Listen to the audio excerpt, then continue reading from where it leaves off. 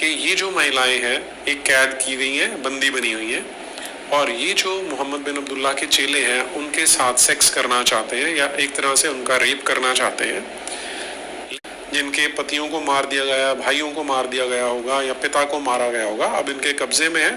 اب ان سے ریپ کر کے ان کو پریگننٹ کیا جا سکتا ہے. السلام علیکم ورحمۃ اللہ وبرکاتہ. اللہ کے نام سے شروع جو بڑا کرپالو ورتنت دیوان ہے. تو اس جاہل کے مطابق اسلام ہم مسلمانوں کو لونڈی کے خلاف بلاತ್ಕಾರ کرنا, ان کو تکلیف دینا سکھاتا ہے, جبکہ اس نے اپنے اس دعوے میں 3 حدیثیں بھی پیش کی. حدیث نمبر 718 بخاری سے, حدیث نمبر 459 بخاری سے اور حدیث نمبر 506 بخاری سے. ان تینوں حدیث میں جو اس نے دشکرم کا لفظ استعمال کیا ہے وہ ان تینوں حدیث میں موجود نہیں ہے. یہ تینوں حدیث میں اس نے ایڈیٹنگ کی, فیک حدیث بنا کر اپنے ملک فالوور کو بیوقوف بنانے کے لیے یوٹیوب میں اس نے اپلوڈ کر دی. ان تینوں حدیث کا اوریجنل کانٹیکسٹ صحیح بخاری میں انٹرنیشنل نمبر کے مطابق 2542 میں ہے, جس میں ابو سعید خدری رضی اللہ عنہ کہتے ہیں کہ ہم نبی کریم صلی اللہ علیہ وسلم کے ساتھ غزوہ یعنی جنگ بنی مستلق کے لیے نکلے. اس جنگ میں ہمیں عرب قیدی ہاتھ آئی جس میں عورتیں بھی تھیں, اور ہمیں عورتوں کی خواہش ہوئی اور عورتوں سے الگ رہنا ہم کو مشکل ہو گیا. ہم نے چاہا کہ عزل کر لے. جب نبی کریم صلی اللہ علیہ وسلم سے اس کے بارے میں پوچھا تو آپ نے فرمایا کہ تم عزل کر سکتے ہو, اس میں کوئی قباحت نہیں. جن روحوں کی بھی قیامت تک پیدائش لکھ دی گئی دنیا میں آنا وہ آ کر رہے گی. تو اس میں دشکرم, ریپ یا ان کو پیڑا کرنے کا ذکر تک نہیں ہے. دوسری حدیث جو اس نے بتائی 459, اس کا انٹرنیشنل نمبر صحیح بخاری میں 7409 میں ہے, جہاں پر ابو سعید خدری کہتے ہیں کہ غزوہ بنی مستلق میں انہیں باندیا غنیمت میں ملی. یعنی سب عورتوں کے ساتھ جا کے سیکس کر لینا ایسا سسٹم نہیں ہے, غنیمت میں ملی. تو انہوں نے چاہا کہ ان سے ہم بستری کریں لیکن حمل نہ ٹھہرے. چنانچہ لوگوں نے نبی کریم صلی اللہ علیہ وسلم سے عزل کے متعلق پوچھا تو آپ صلی اللہ علیہ وسلم نے فرمایا کہ اگر تم عزل بھی کر لو تو کوئی قباحت نہیں, مگر قیامت کے دن جس جان کے متعلق اللہ نے پیدا ہونا لکھ دیا وہ ضرور پیدا ہوگا. تو اس حدیث میں بھی دشکرم کا یا ان کے ساتھ ریپ کرنے کا کوئی ذکر نہیں ہے.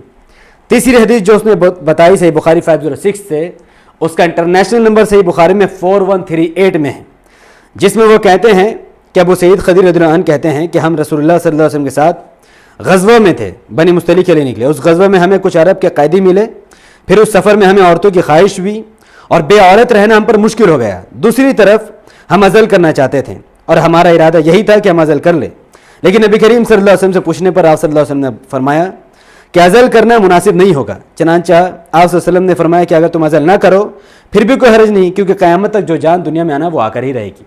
تو 3 حدیث جو اس جاہل نیرج اٹاری نے بتائی, اس میں اس نے دشکرم جیسا ورڈ کو جوڑ کر اس کو فیک بنایا, اور وہی میں نے آپ کو 3 حدیث بتائی جہاں پر دشکرم یا ریپ کا ذکر تک نہیں ہے. اسلام میں دارالحرب یا دارالاسلام یا لونڈی یا باندی بنانے کانسیپٹ کو آپ کو سمجھنا چاہیے.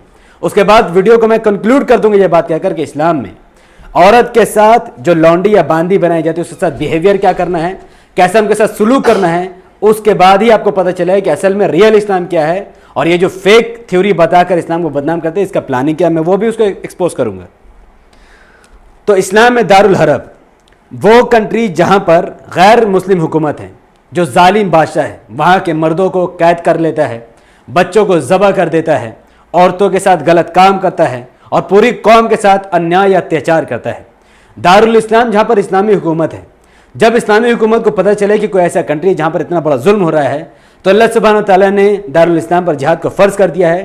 اب دارالاسلام کی حکومت کا فرض ہے کہ وہ اس کنٹری میں جا کر جہاد کرے, ان کے ساتھ لڑائی لڑے اور ان تمام عورتوں بچوں کو ان ظالم حکومت سے بچائے. تو جس جگہ پر خون خرابہ ہو جائے گا وہاں پر وہ مرد مارے جائیں گے جو ظلم کر رہے تھے, بلاत्कार کر رہے تھے, بھرشٹاچار کر رہے تھے, اور وہاں کی عورتوں کو باندی بنایا جائے گا. کیونکہ وہاں پر ان کو بچانے والا کوئی بچا ہی نہیں, نہ ان کو کھلانے والا بچا نہ ان کو پلانے والا بچا. تو ان عورتوں کو وہاں پر چھوڑنا مناسب نہیں ہے, کیونکہ ان کا کھانا پینا کا دیکھ بھال کون کرے گا. تو ان عورتوں کو اسلامی حکومت میں باندی یا لونڈی بنایا جائے گا, پھر ان کو اپنے ساتھ رکھا جائے گا. وقت کا حاکم ان تمام باندی کو ایک ایک کر کے مسلمانوں کو حوالے کر دے گا. اس کے بعد ان باندے کے ساتھ کیا کرنا ہے, نیرج اٹاری کے مطابق ریپ کرنا یا ان کے ساتھ سیکشول ہریسمنٹ کرنا اسلام سکھاتا ہے, یہ بات غلط ہے. جبکہ صحیح بات اس نے صحیح بخاری سے بتائی ہی نہیں ہے, وہ حدیث نے چھپا لی. نبی کریم صلی اللہ علیہ وسلم فرماتے ہیں صحیح بخاری حدیث نمبر 97 میں, رسول اللہ صلی اللہ علیہ وسلم نے فرمایا کہ ایسا شخص جس کے پاس کوئی لونڈی ہو جس سے وہ شباشی کرتا ہے اور اسے تربیت دے, اچھی تربیت دے, اسے تعلیم دے تو اچھی تعلیم دے، اور اسے آزاد کر کے اس سے نکاح کر لے تو اس کے لیے دگنا اجر ہے۔ یعنی جس مسلمان کے پاس لونڈی یا باندی ہو وہ اسے اچھی طریقے سے تعلیم دے اور بہت ویل ایڈوکیشن اسے دے، اسے مینر سکھائے اور اچھا مینر سکھائے اور اس کو آزاد کر دے، پھر اسے شادی کے لیے اس کے لیے دوہرا اجر ہے، یعنی اس سے ڈبل پوائنٹ ہے۔ دوسری حدیث صحیح بخاری 2547 میں ہے، جہاں نبی کریم صلی اللہ علیہ وسلم فرماتے ہیں کہ جب کسی کے پاس کوئی باندی کوئی لونڈی ہو اور وہ اسے پورے حسن اور خوبی کے ساتھ ادب سکھائے، یعنی بہت اچھی طریقے سے بہت اچھے اخلاق سے اسے مینر سکھائے، پھر آزاد کر کے اس سے شادی کر لے تو اس کے لیے دگنا ثواب ہے، اسے ڈبل پوائنٹ ہے، دوہرا اجر ہے۔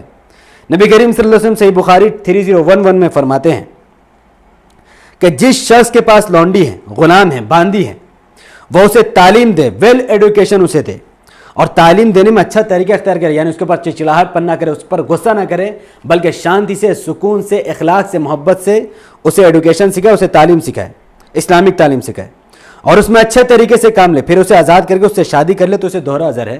یعنی ویل بیہیویئر اس کے ساتھ رکھے، پھر اسے آزاد کر دے، جب وہ تعلیم اور ایڈوکیشن اور مینر سیکھ جائے تو اسے آزاد کر کے شادی کر لے۔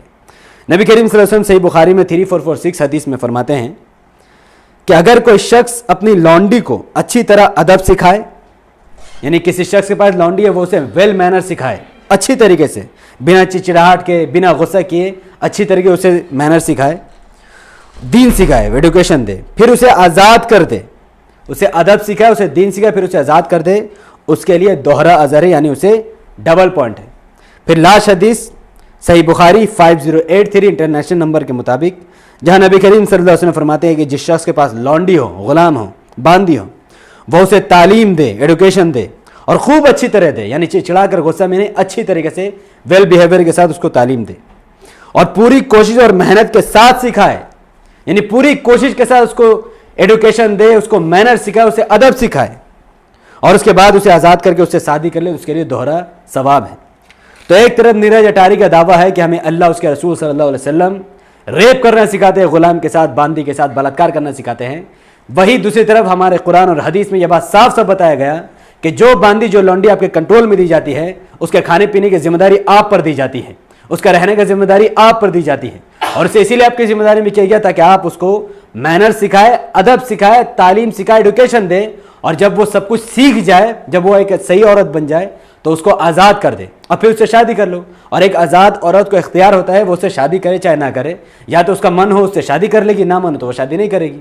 تو اسلام میں ہمیں جو باندی بنائی جاتی ہے اس کے ساتھ یہ بیہیویئر سکھایا جاتا ہے، بہترین اخلاق، بہترین تعلیم، نہ کہ اس کو غلام بنا کر ٹارچر کرنا۔ یہاں تک کہ نبی کریم صلی اللہ علیہ وسلم نے صاف صاف فرمایا کہ اس کے ساتھ چڑچڑاہٹ پن نہیں کرنا، اس کے ساتھ غصہ نہیں کرنا، اس کو نوکر بنا کے نہیں رکھنا، بلکہ اسے ایڈوکیشن دینا ہے۔ اسی لیے آج پوری دنیا میں لوگ اسلام ایکسیپٹ کرتے ہیں، کیونکہ وہ لوگ پڑھ کر اسلام ایکسیپٹ کرتے ہیں۔ نیرج اٹاری جیسا جاہل، پشپیندر کلشریشٹھا جیسا جاہل، انکر آریہ جیسا جاہل، یا راہل آریہ جیسے جاہلوں کی بات سن کر اسلام کو نہیں سمجھتے۔ وہ لوگ اسلام کو پڑھ کر سمجھ کر اسلام کو قبول کرتے ہیں، اور وہ سمجھتے ہیں کہ سیکس سلیو کا خاتمہ اسلام نے کیا ہے، غلامی کا خاتمہ اسلام نے کیا ہے۔ اگر اسلام نہ ہوتا تو آج بھی دنیا میں غلامی کا سسٹم ہوتا ہے۔ یہ اسلام نے ہی بار بار اس بات پر زور دیا کہ آپ اس کو آزاد کرو، آپ کو ڈبل پوائنٹ ملے گا، ڈبل نیکی ملے گا، آپ کو جنت ملے گا۔